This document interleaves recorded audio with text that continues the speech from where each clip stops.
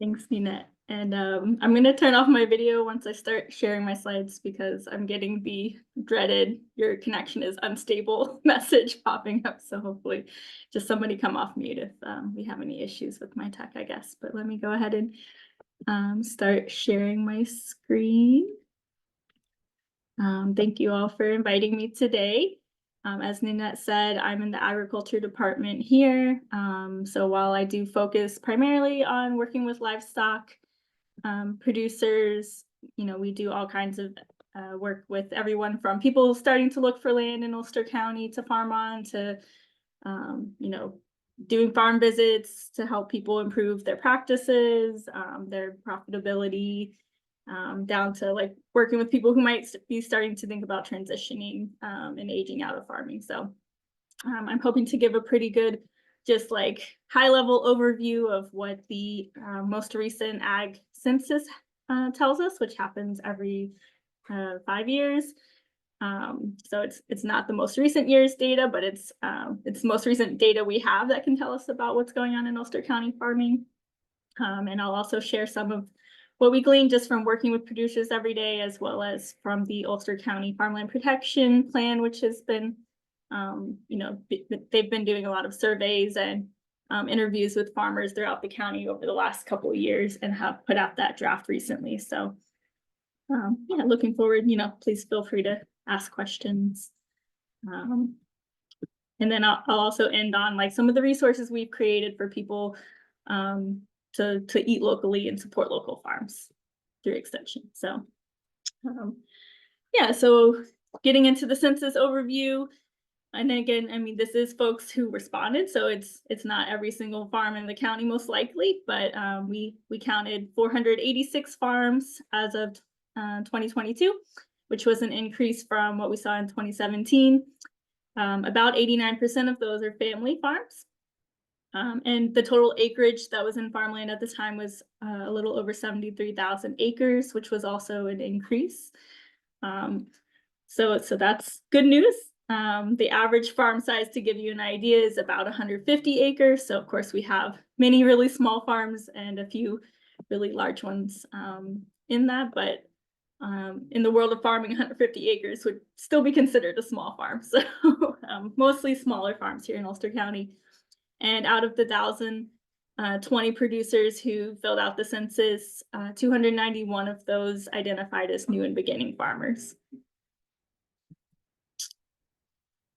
This shows kind of what people identified as their principal product they're producing on their farm. So fruit obviously is a big one. So we're #2 in the state for sale of fruit, which can, is mostly apples here, but also grapes, peaches, plums, pears, berries. All of those are counted in there. Nursery and greenhouse also had a big chunk of the pie here. Some trends we saw were that in the last 20 years, so since 2002, the number of dairy farms has fell really significantly. So we have almost no dairies left at this point. It's gone down by 67%. Beef cattle farms as well have reduced about 50% in the last 20 years. And instead, we're seeing more farms producing grains and oil seeds, a lot more farms raising chickens for eggs, a lot of farms growing vegetables. Again, nursery and greenhouse is a really big chunk of what farms are shifting towards, and floriculture. So all kinds of flowers as their primary product.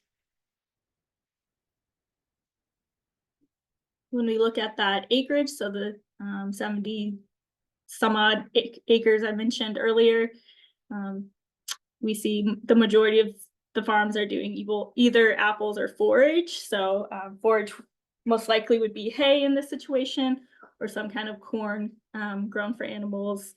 A lot smaller acreage of vegetables, soybeans, and grain corn. If we were looking at sales, we would see a lot more fruit and vegetables higher on the list here. But as far as how our land is being divided up, a lot of the acreage is going towards apples and forage here.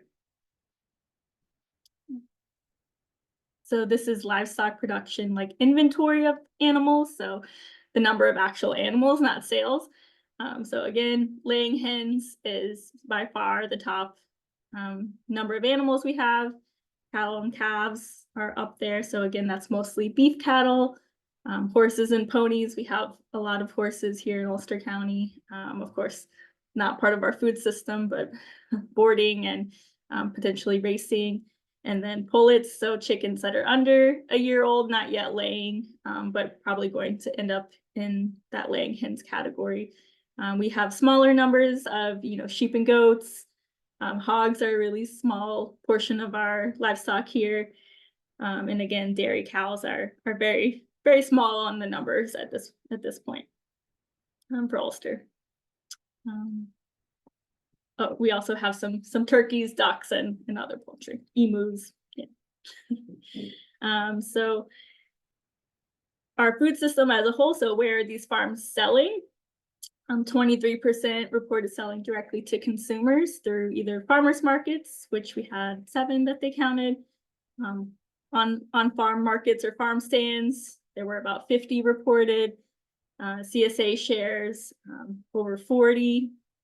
We're all familiar with kind of the pick your own farms and orchards. So there are at least a dozen of those that were reported in the census. And then a good number of our producers are selling through New York City green markets to vendors there. So between 15 and 20 was the number that I pulled from the county documents. So another 16% sell to retailers. So that may be groceries, restaurants, and then institutions including schools, food hubs, etc. And 12% were selling some kind of value added product. Like to mention the economic impact. So about 36% of our farms were hiring labor, which is pretty high compared to the rest of the state. So those 174 farms were employing 1,800 people in the county.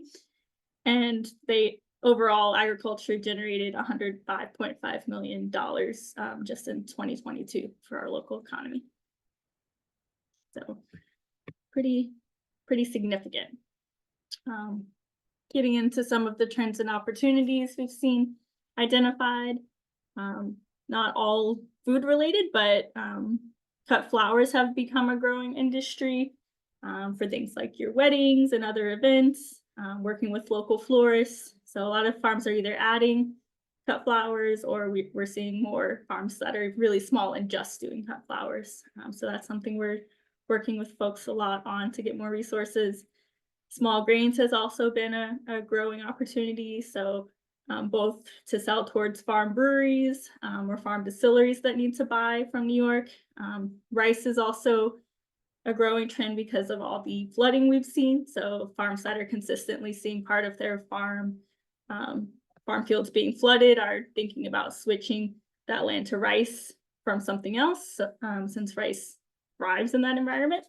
So we're seeing a few more farms growing rice. We're also seeing, with Milestone Mill, which some of you may be familiar with, some farms growing grains for their flours and popcorn and other products. So that's one trend. Maple syrup and other agroforestry or agriculture that incorporates trees is another thing that I work a lot with folks on. So we've seen a lot of new small maple operations and a lot of people interested in growing some kind of fruit or mushrooms on their property, especially if they have forested land on their farm. So some new opportunities there. We're seeing a trend towards smaller diversified operations and away from these really large operations, even with the people who may have inherited, some of these large orchards and whatnot, are looking to kind of downscale and diversify just because of what goes into running an operation like that and how difficult it's becoming. We've also seen a lot of farms adding an agritourism component. So this is a picture from one, with animals that are more there for people to come and look at or pet, or doing things like fiber and wool and having classes to utilize those products, or doing farm stays and events on farm. So these are all ways farms are really trying to, improve their profitability, essentially. Which kind of leads into the challenges that we're seeing. So I mentioned flooding earlier. So we've seen a lot of flooding in the last few years, especially on farms that are causing a lot of loss to crops and just losses to yields in general. We've also seen a lot more days that are considered extreme heat. So of course that has a toll on the plants, the animals, the humans working, all of that. These storms with intense wind that are damaging people's infrastructure, shifts in pests and seasonal shifts. So some of you probably heard about the apple farms that lost their crops in the last few years because of high temperatures followed by late frost that just takes out all the flowers and really can impact their yield. So we're doing a lot to work with people on climate resilience to try to prepare better for some of that. Another major challenge that we hear, of course, is raising costs. So we have a really high cost of land that's gone up a lot, and it's really hard for farmers that are looking to either expand or get into farming to compete with non-farming folks that are looking to acquire some of these farms and land. So, this area specifically compared to the rest of the state, cost of land is very high. Cost of labor has increased a lot, of course, and then inputs, especially with tariffs and whatnot, have continued to increase in inflation. So all of that's putting a pinch where, farmers already have really low profit margins. So we've also seen a lot of issues with people even being able to get labor because of the housing shortages and the cost of housing. So if your farm laborers don't have anywhere to live, then they're going to go to a different part of the state where they can find housing if you can't offer it to them, basically. So, along with other reasons that we've seen worker shortages and now the concerns about immigration policy, labor is always kind of top of mind.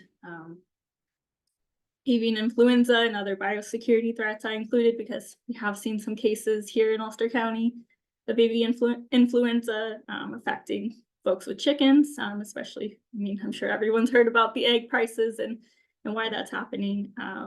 We also had some Eastern equine encephalitis last year. So we've seen a number of scary things going on as far as, diseases on farm. Another big one is lack of local processing. So slaughterhouses as well as other value-added processing are lacking in our part of the state. So often this means farms are traveling really far or just having trouble getting processing at the right time to make it work for them. And other local ag services. So things like being able to hire someone to come spread lime on your farm or things like that. Even large animal vets all are kind of sparse in our part of the state and becoming harder to find. Of course, federal funding changes and freezes, including changes with the programs that we're paying farms to sell to schools and food banks, has been a hit for local farmers that we're really excited to do that and to sell to their local community, as well as a number of the freezes to the NRCS programs that we're funding, things like climate resilient practices on farms. So a lot of people had budgeted for this and have lost those funds now. And then I like to mention non-farmer neighbor disputes. So we hear from farms that, they're getting the cops called on them just for running their tractor on their farm or because their animals are making too much noise. So all of that's kind of a newer challenge farms are facing as people who may not be used to living next to farms are moving in. Something that we can hopefully address with policies that support farmers so that they can do what they need to do to keep producing food. So now into the fun stuff, ways to eat local and support your local farms. So we have the Ulster County Fresh and Local Guide on our website. This is something we've created that farms can add themselves to and save what products they have. So you can search there. It also lists all of the local farmers markets. So you can find that on the Ulster County Cornell Cooperative Extension website. Roundout Valley Growers Association, which is an organization of local growers, specifically in Ulster County. They have their food and farm finder as well. Some of you may know them from the farm to school and farm to food pantry programs that they run. They also post, news and updates from their members, events, whatnot, and they offer mini grants for farms.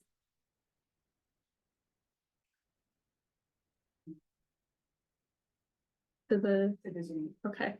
Sorry, Ninette, somebody's trying to get into the Zoom. You can't get in. They called you. They're on hold. Okay. Oh, okay. I'll take care of it. You can keep going. Thanks. Thanks, Jenny. So CSA is another, as I mentioned, thing that a lot of our farms are offering here. So that's community supported agriculture, for those who may not be familiar. So the idea is that you pay in at the beginning, which helps farms with their upfront costs, and then you get a share either weekly, bi-weekly, depending on the season and the farm. Like to mention, this is not a subscription service, so it's important for people to understand. So it's a social contract where you're really sharing the risks and the bounty with the farm. So you have a membership agreement and whatnot usually. But the benefits of this being, especially with possible discounts or sliding scale options, it could be a lot cheaper than your farmer's market. It also gives you the opportunity to connect with local farms and talk with them about recipes, attend events, volunteer opportunities, potentially go on the farm to pick your own, and try new things that you usually won't find in stores that might be more specialized. So you're considering a CSA, there's different types. So whether you want to do something that's more of a farmer's market style where you get to really choose what you're picking up every week, or just get a box that's pre-decided, would be one consideration. There's vegetable or meat options, and now we see all kinds of different add-ons. So I've seen everything from kind of the classic dairy and eggs to fruit, maple syrup, herbal products, baked goods, coffee, all kinds of things these days. So the Hudson Valley CSA Coalition has a full list of local CSA offerings. They also administer the CSA as a SNAP program, which allows CSAs to offer people 50% off if they're paying with SNAP benefits. And they have a lot of recipes for local produce under their Cook Something Awesome page. So they're a great resource if someone's interested in the CSA, and especially if they're looking to access that kind of fresh produce with SNAP benefits. Wanted to mention bulk ordering meat too. That's something I know not some people may not be as familiar with, but that can save folks a lot of money if they do eat meat. So there, some of the options would be either buy directly from the farm, or we have a tool called Meat Suite that we've created with Cornell to help locate local farms that sell either like a quarter, half, or whole animal, or potentially offer a CSA option. So the main difference in buying through something like Meat Suite versus a CSA would be, the difference in customization options or the timing. So maybe instead of picking up every week, you're picking up all at once. And then if you wanted, very specific cuts of meat, you'd probably be better off, buying directly and filling out the cut sheet with the producer so that you know exactly what you're getting, versus a farmer's choice type CSA where they might be choosing, and it might be a mixture of all kinds of cuts and even different types of meat. So something to weigh there. Good tip to always ask, for an estimate, so what the weight that you're actually taking home is, and what the price per pound, or how they're pricing it, so you know what to expect in advance. We have some good guides here to learn more about cuts of meat if you're going to be filling out a cut sheet and really choosing that, so you can think through like what you like the best, what you know how to cook, or if you want to learn how to cook new things, there's that information as well. And then having a plan for where to store it all properly. So if you're buying, even a quarter cow, you're probably going to need a separate freezer. So, a little different if it's like a half of a lamb or just some chickens, but make sure you know where to store it and have that set up before you pick it up. So again, our Meat Suite website tool is, the tagline is find your farmer, fill your freezer. So the idea is to help you save money and support a local farm. You can go on, enter your location. You can also search by specific species if you're looking for something. specific. And it'll show you everything nearby with information about the farm and their practices. So if you want to make sure it's grass-fed or organic, you can search for that. And what you can generally expect is most places are pricing by the pound. They'll give you some kind of estimated range. So, a general estimate of what a half cow from their farm is going to weigh at the end of the day.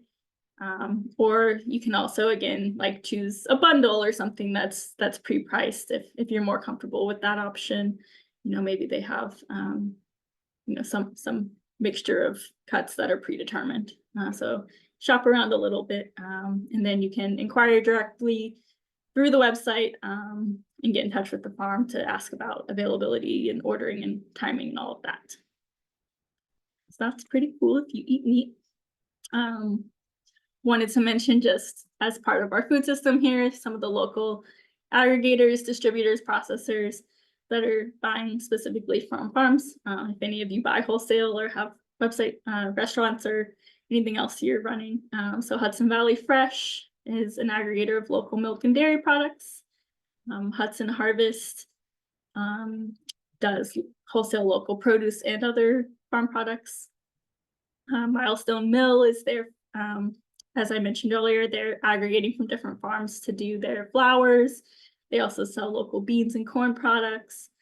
And then Farms to Tables is another wholesale produce option that says they're going to start home delivery soon. So I don't know if anybody knows more about that, but just looking at their website. So that could be a good option for some folks.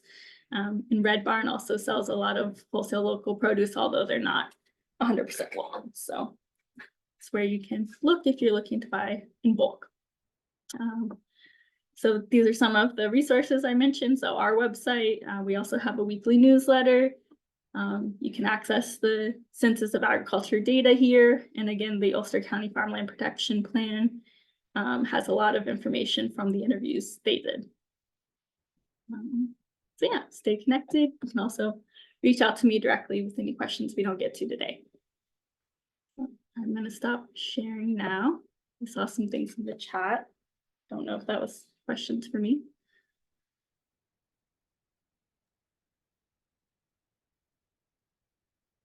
I'm so curious to learn more about the wholesale farm delivery. I'm going to look into that. I haven't heard of that one before. Any questions? Comments?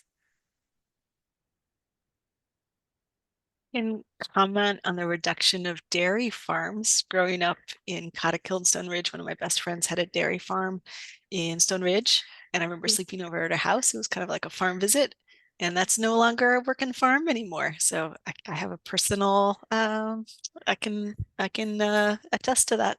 It's sad to see them go.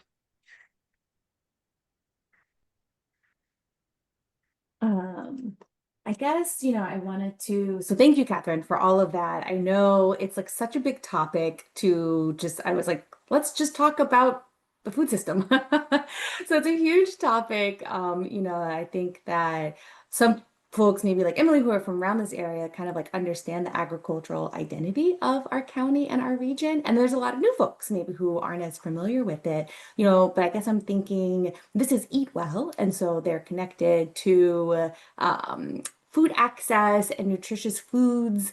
And so I'm thinking of my question as I'm talking out loud for you because it's somewhere in my mind. But I know that I've seen different stats about the benefits of local agriculture on health. I'm trying to think of a way of like, why should Eat Well care about this? We know that we Eat Well should care about this, but have seen studies that I'm looking at one right now that I went to find that research has shown that communities with more direct farm sales have lower rates of mortality and chronic related, diet related chronic diseases. And there's also an economic benefit, right, to having a robust local agriculture. So if you could like help make that connection for us, for folks who are interested in food access and nutritious foods, why should we care about our local food system besides caring about it? I don't know if there's something that you kind of talk about that comes to top of mind. I know that's a broad question. Oh, yeah. I mean, I don't have any good stats off the top of my head other than the economic figures I mentioned, I guess, of how agriculture contributes to the local community. But certainly I know, a lot of our farms are very involved in the food access work of donating, anything they can into local systems. So I think that would be a huge loss every time we lose one of those farms. Not just for what they're selling, but also for what they're donating into the food access system and food pantries and all of these other schools. So there's definitely that aspect. And maybe Ninette knows more Yeah, I about was those just gonna numbers than I do. Yeah, I was just going to chime in and just talk about how, at least in Kingston, Kingston City School District has been trying to incorporate more locally grown foods onto their menu. And a lot of the schools have been doing monthly taste tests, and it turns the cafeteria into the classroom. And it's really cool to see the students get really excited about, vegetables and then learn where they're growing. Because usually not usually, but often when you ask, like at the beginning of the school year, like, where do apples come from? They'll say the grocery store. And so it's fun to kind of make more connections for them. Um, There's definitely, from a climate standpoint, being able to buy locally versus something that's getting shipped across the world or across the country is better for all of our air quality and all of that. So there's that to consider. And then, oh gosh, I had something and then I lost it. I was surprised that it should not surprise me that farmers are considering growing rice in our Yes. area Yeah. because we've gotten so much rain. And I think learning about the impacts of climate change that like on farming, and I know the American Public Health Association is really this year really talking about how climate health is public health as well. And I think it also connects to our food system into farming. And that was so surprising to me, but also Yeah. makes sense. Oh, I know what it was. So, I mean, just also thinking through some of the supply chain breakdowns we've seen over the last few years, having that access locally where we're not depending on trucking to get food and also plants. So for people who want to be able to grow things for themselves, being able to go buy that from a local farm and know exactly what you're getting, being able to talk with them, knowing that it's good quality and hasn't been sprayed and all of those things that might be important to us when we're planning to eat something. So having that available at a local level and not relying on that supply chain, I think is really key looking at the future, yeah. what it may hold. That was a Um, huge impetus, I know, for the food service director in Kingston during the pandemic, especially. There were so many supply chain issues in the school. So he's like, it just makes sense to try and go more local right down the road because somebody could just drive and pick it up. So that, yeah, it's a huge testament to that. Cool. Are there any questions from anyone else or comments about how this connects to your work or maybe uplifting something that Eat Well can kind of consider for the future, like a project or activity so that we can continue to support our local food system and our local farmers?